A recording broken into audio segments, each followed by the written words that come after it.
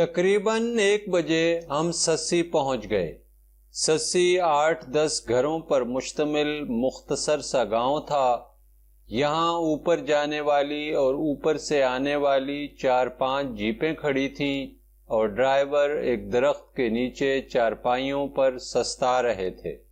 بالکل ان کی پشت پر 50 گز کے فاصلے پر تقریباً 100 گز کی بلندی سے ایک آبشار گر رہی تھی اور اس کی پھوار سے ڈرائیوروں کے کپڑے اور بان کی چارپائیوں پر بچھائے ہوئے گدے گیلے ہو رہے تھے۔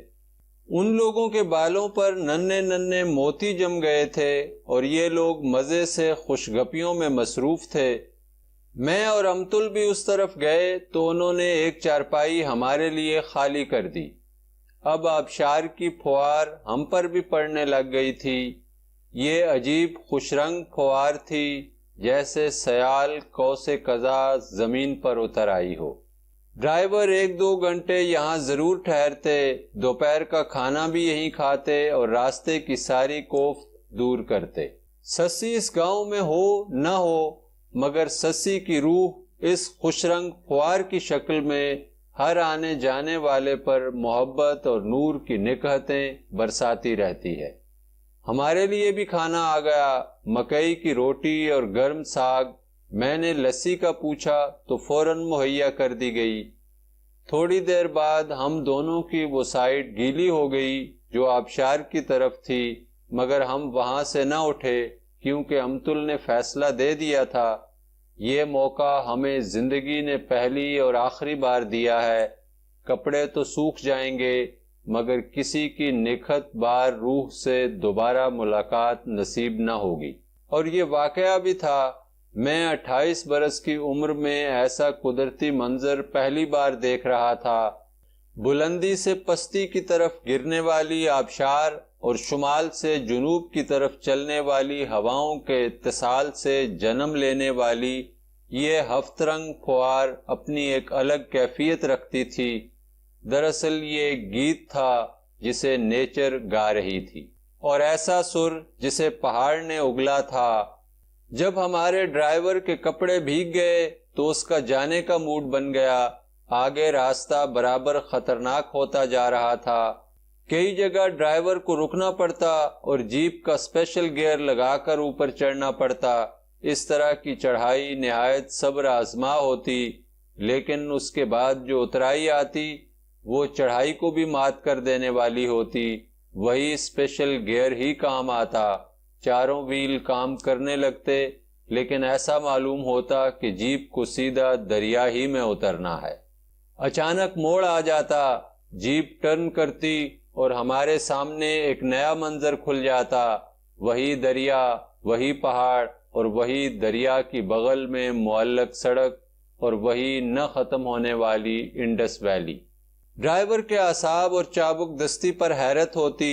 اس روڈ پر چلنے والے ڈرائیوروں کی تنخواہیں کمیشن وغیرہ ملا کر 1900 روپے ماہوار بن جاتی تھیں، جو ایک اچھے خاصے گزٹڈ آفیسر کی تنخواہ تھی، لیکن واقعہ ہے کہ یہ تلوار کی دھار پر چلنے والے لوگ تھے اور روزانہ اس سڑک پر کامیاب سفر کرنا انہی کا حصہ تھا۔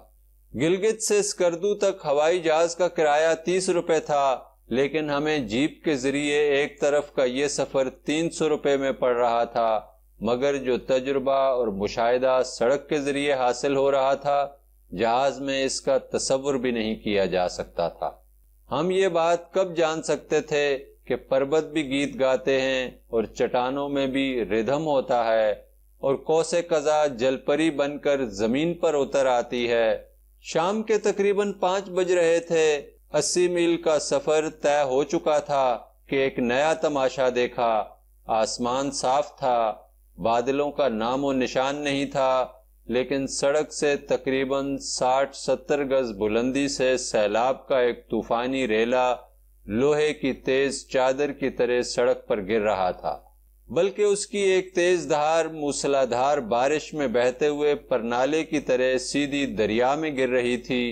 اس سیلابی آبشار میں پاؤ اور عادت سیر وزن کے پتھر ڈھیروں کی تعداد میں برس رہے تھے۔ سڑک کے دونوں اطراف جیپیں رک گئی تھیں۔ ہم بھی حیرت سے یہ تماشا دیکھنے لگ گئے۔ سڑک سے اوپر اور آبشار سے ذرا ہٹ کر بائیں طرف چٹان پر ایک سفید ریش بزرگ کھڑا نہایت متانت اور ٹھہراؤ سے ہمیں دیکھ رہا تھا۔ معلوم ہوا کہ اوپر چوٹیوں پر پگھلی ہوئی برف کے پانیوں پر کسی برفانی تودے کے دباؤ نے یہ صورتحال پیدا کر دی ہے، اور ایسا پہلی بار نہیں ہوا بلکہ یہاں یہ تماشا اکثر ہوتا رہتا ہے، اور یہ ہنگامی آبشار 1-2 دن کے لیے راستہ بلاک کر دیتی ہے۔ ڈرائیور اس کے عادی تھے، اس لیے انہوں نے اپنی اپنی جیپوں کو بریک لگا دیے تھے اور پہیوں کے آگے پیچھے پتھر رکھ دیے تھے، اور یہ جو 80-85 سال کا تنومند بوڑھا سنجیدگی سے چٹان پر کھڑا ہے، اس ہنگامی آبشار کے انتظار میں رہتا ہے۔ اس وقت بھی بوڑھے نے چٹان کے پیچھے ایک چھوٹے سے خیمے میں دکان سجا رکھی ہے اور ضرورت کی سب چیزیں موجود ہیں۔ اس آبشار سے 1 میل اوپر ایک چھوٹے سے گاؤں میں اس بوڑھے کا گھر ہے، اور یہ سب چیزیں ضرورت کے وقت اس ہنگامی دکان میں پہنچ جاتی ہیں۔ انسان ایک رات بھی اگر اس کے بس میں ہو، بھوکا رہ کر سونا پسند نہیں کرتا۔ دیکھتے ہی دیکھتے وہاں پکنک کا سا سما بن گیا۔ بوڑھے نے سب کو دودھ کے بغیر کالی چائے کا قہوہ پلایا۔ اس کے بعد کچھ لوگ ایندھن کی تلاش میں نکل گئے۔ کوئی آٹا گوندنے لگا، کوئی دال صاف کر رہا تھا، کوئی برتن مانج رہا تھا، کوئی پیاز کاٹ رہا تھا، اور کوئی پتھر پر نمک پیس رہا تھا۔ جس کو جس چیز کی ضرورت پڑتی بن پوچھے دکان سے اٹھا لاتا اور تصرف میں لاتا۔ بوڑھا کسی سے باز پرس نہیں کر رہا تھا اور نہ کسی کو چیک کر رہا تھا۔ یہ نرالی دکان تھی، انوکھے گاہک تھے اور نرالا دکاندار تھا۔ میں اور امتل مزے سے ایک کمبل پر بیٹھے یہ تماشا دیکھ رہے تھے۔ ڈرائیور مذاق کر رہے تھے اور ایک دوسرے پر پھپتیاں کس رہے تھے، لیکن ایک قابل احترام لڑکی کی موجودگی کا احساس چاروں طرف رچا بسا ہوا تھا، اس لیے مذاق میں سوکیانہ پن نہیں تھا۔ امتل بولی، اچھا ہوا رات یہاں آ گئی، ابھی 70 میل کا راستہ باقی ہے، کل مزے سے سب کچھ دیکھتے ہوئے جائیں گے۔ لیکن میں نے ہنس کر کہا، آپ کی زندگی میں شاید یہ پہلی رات ہوگی کہ زمین پر سوئیں گی۔ سارا مزہ تو اسی میں ہے۔ میرے ساتھ 20-25 آدمی اور بھی ہیں، میں ان سے برتر ہرگز نہیں، اور پھر آپ بھی ہیں۔ صرف افسوس ہے تو بھائی جان کا کہ وہ یہ تجربہ حاصل نہیں کر سکے۔ کچھ دیر بعد جب پتھر باری کی رفتار ذرا دھیمی پڑ گئی تو اس پار کے ڈرائیور اور کلینر سروں پر پیٹرول کے خالی کین رکھے بھاگ کر ہماری طرف آ گئے۔ رونق اور زیادہ بڑھ گئی۔ اب اندھیرا ہو چکا تھا، سورج غروب ہونے کا وقت ابھی نہیں ہوا تھا۔ جہاں ہمارا کیمپ لگ گیا تھا اس کی بلندی سطح سمندر سے 7-8 ہزار فٹ سے کم نہ ہوگی، مگر ہمارے سروں پر دائیں بائیں کے 16-17 ہزار فٹ بلند پہاڑوں نے اندھیرا کر رکھا تھا۔ اس لیے ایک طرح سے ہم زمین کے پاتال میں بیٹھے تھے، یا کم از کم محسوس یہی کر رہے تھے۔ بوڑھے نے لالٹین جلا دی اور ہمارے قریب رکھ دی۔ وہ بار بار ہماری طرف آتا اور امتل سے پوچھتا، بیٹی کوئی تکلیف، کسی چیز کی ضرورت؟ امتل اس کا شکریہ ادا کرتی۔ اس کی آنکھوں میں بوڑھے کے لیے ممنونیت کا جذبہ ہوتا۔ ایک بار وہ امتل کے لیے شربت بنا کر لایا، سادہ چینی کا شربت۔ امتل نے ایسا شربت زندگی میں کاہے کو پیا ہوگا، مگر بوڑھے کی پیشکش میں اتنی سادگی اور خلوص تھا کہ امتل انکار نہ کر سکی۔ اس نے اس اشتیاق سے گلاس ہونٹوں سے لگایا جیسے آب حیات کا پیالہ ہو۔ کھانا تیار ہو گیا۔ ڈرائیوروں کے ہاتھوں کی پکی ہوئی ادھ جلی ادھ کچی روٹیاں، سالن میں وہی گرم ساگ۔ میں اور امتل 2 نوالے لے کر ہٹ گئے تو بوڑھا دوڑا دوڑا آیا، کیوں بیٹی بھوک نہیں ہے کیا؟ امتل ہنس پڑی، ہاں بابا بھوک نہیں ہے۔ میں نے امتل کی ہنسی سے اندازہ لگایا کہ وہ بوڑھے کا دل نہیں دکھانا چاہتی۔ دراصل روٹی اور سالن بالکل بے مزہ تھے۔ یہ پہلا موقع تھا کہ امتل نے ذائقے کو تھوڑی بہت عزت دی تھی۔ کچھ ڈرائیوروں اور کلینروں نے اپنی اپنی جیپوں میں بستر لگا لیے اور باقی اس چٹان کے نیچے لیٹ گئے۔ جو خیمے کے قریب سائبان کی طرح آگے کو نکل آئی تھی۔ خیمہ امتل کے لیے ریزرو ہو چکا تھا۔ خیمے کے اندر بوڑھے نے زمین پر کمبل بچھایا، اس پر دری اور کھدر کی چادر، ایک تھیلے میں 2-3 سیر چاول پڑے تھے، اسے تکیہ بنا کر امتل کے لیے رکھ دیا۔ جب امتل لیٹ گئی تو بوڑھے نے خیمے کے پردے گرا دیے اور خود خیمے کے دروازے کے باہر اپنا پرانا کوٹ بچھا کر لیٹ گیا۔ میں بوڑھے کی ساری کارروائی کو تحسین و محبت سے دیکھتا رہا۔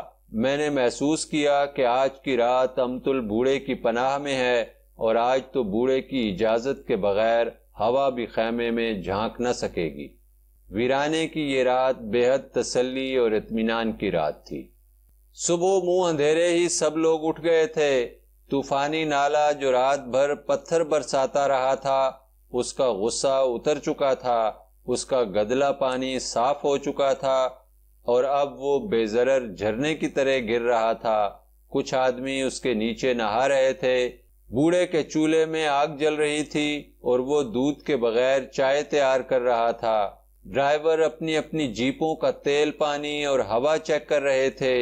چائے تیار ہو گئی تو بوڑھے نے امتل کو بھی جگا دیا۔ امتل باہر آئی تو اس نے مسکرا کر میری طرف دیکھا۔ اس کی آنکھیں سرخ تھیں اور بال بکھرے ہوئے تھے۔ وہ قمیض اور پتلون ہی میں سو کر اٹھی تھی۔ معلوم ہوتا تھا وہ پوری نیند سو نہیں سکی ہے۔ بوڑھے نے اندر سے کمبل نکال کر باہر چٹان پر بچھا دیا۔ وہیں بیٹھ کر ہم دونوں نے چائے پی۔ امتل کے بازوؤں اور پیروں اور گردن پر سرخ سرخ نشان پڑے ہوئے تھے۔ یہی حال میرا تھا۔ کوئی کیڑا ہمیں ڈس گیا تھا اور اب ہم ان جگہوں کو کھجا رہے تھے۔ سب لوگ چائے کے لیے جمع ہو گئے تھے۔ ایک ڈرائیور نے تمام ڈرائیوروں سے 10 روپے فی ڈرائیور جمع کیے اور یہ سارے روپے بوڑھے کے حوالے کر دیے۔ ہم نے بھی کچھ دینا چاہا تو نہ صرف ڈرائیور نے لینے سے انکار کیا بلکہ بوڑھے نے تو ہمیں تقریباً ڈانٹا۔ واہ بھائی واہ، اب ہم مہمانوں سے بھی پیسے لیں گے۔ مجھے بہت خفت ہوئی۔ امتل مسکرا رہی تھی۔ میں نے سوچا پہاڑ کا آدمی ابھی شہر کے آدمی کی سطح پر نہیں آ سکا ہے۔ یہاں آکسیجن کی کمی ہو سکتی ہے مگر ہوا کثافت سے خالی ہے۔ تقریباً 6 بجے ہم وہاں سے چل پڑے۔ وہی عجیب و غریب سڑک اور وہی جنونی دریا۔ دریا کے اس پار دریکو کا گاؤں تھا۔ دریا کے آر پار 2 رسے بندھے ہوئے تھے جو تھیٹر کے پردوں کو چلانے والے رسوں کی طرح متحرک تھے۔ ایک رسے کے ساتھ لکڑی کا ایک چوکٹا لگا ہوا تھا جس پر ایک آدمی بیٹھ کر دریا کے آر پار جا سکتا تھا۔ پہاڑ کے دامن میں یہ معلق گاؤں دیکھ کر امتل بولی، انسان کو پانی اور زمین کا ٹکڑا جہاں بھی مل گیا وہاں جھونپڑا بنا کر رہنے لگ گیا۔ یہ زمین ہی ہے جو ماں کی گود کی طرح آغوش وا کر دیتی ہے اور اپنی اولاد کو دودھ پلاتی ہے۔ یہ کتنا نیچرل عمل ہے۔ سڑک تو اب بنی ہے لیکن آج سے 50-100 سال، 1000 سال پہلے کا تصور کیجئے جب یہاں سے انسان کا گزر نہ ہوتا ہوگا تب بھی یہ گاؤں آباد ہوگا۔ اس پہلے آدمی کی ہمت اور جرأت کا اندازہ کیجئے جس نے یہاں رہنے کا فیصلہ کیا ہوگا۔ شاید اس کا خیال ہو کہ کائنات صرف اسی تک محدود ہے۔ ہو سکتا ہے اس نے اپنی زندگی ایک پرندے کے وجدان کے ساتھ گزاری ہو۔ خوبانی کے درختوں کے قریب کھیت میں 2 بیل چر رہے تھے۔ مجھے یہ سوچ پریشان کر رہی تھی کہ وہ پہلا آدمی جس کا ذکر امتل کر رہی ہے اس پار کیسے پہنچا ہوگا اور اپنے ساتھ بیل کس طرح لے گیا ہوگا، وہ عورت کہاں سے لایا ہوگا اور یہ نسل کس طرح بڑی ہوگی۔ اچانک ہماری جیپ ایسے علاقے میں پہنچ گئی جہاں سخت پتھر اور چٹانوں کے بجائے ریتلا پہاڑ شروع ہو گیا۔ سڑک دریا سے قدرے ہٹ گئی تھی اور ہم مسلسل چڑھائی چڑھ رہے تھے۔ 2-4 میل کے بعد پہاڑ کا یہ ریتلا حصہ دھیرے دھیرے کم ہوتا جا رہا تھا اور پہاڑ اپنی اصل فطرت میں پھر سر نکال رہا تھا۔ یہاں چھوٹے چھوٹے موڑ تھے۔ جو ہی ہم نے ایک بڑا موڑ کاٹا، دور نیچے 2 چھوٹے چھوٹے گاؤں نظر آئے جو بالکل ماڈل کی طرح لگ رہے تھے۔ یہاں شہتوت، انگور اور خوبانی کے درختوں کے جھنڈ ایک دوسرے کی شاخوں میں شاخیں پھنسائے ہوئے تھے۔ یوں لگتا تھا جیسے شہتوت کے درخت میں خوبانیاں اور خوبانی کی شاخوں پر شہتوت لگے ہوئے ہیں۔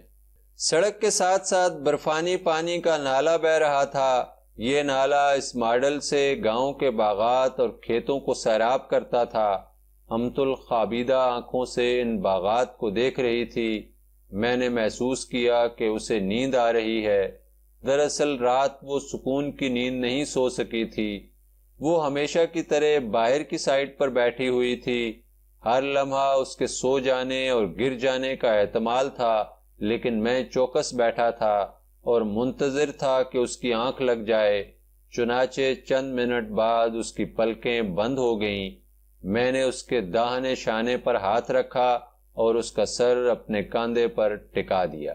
وہ ایک لمحے کے لیے چونکی، آنکھیں کھول کر میری طرف دیکھا، لیکن اگلے لمحے مسکرا کر آنکھیں بند کر دیں اور سر میرے شانے پر رکھ دیا۔ یہی تھا وہ لمحہ جسے ہمیشہ ہمیشہ کے لیے رک جانا چاہیے تھا۔ شاید یہی تھا وہ لمحہ جس کے لیے 28 برس تک میری روح منتظر رہی تھی۔ ہاں، یہی وہ لمحہ تھا کہ ساری کائنات ہی میری ہو گئی تھی۔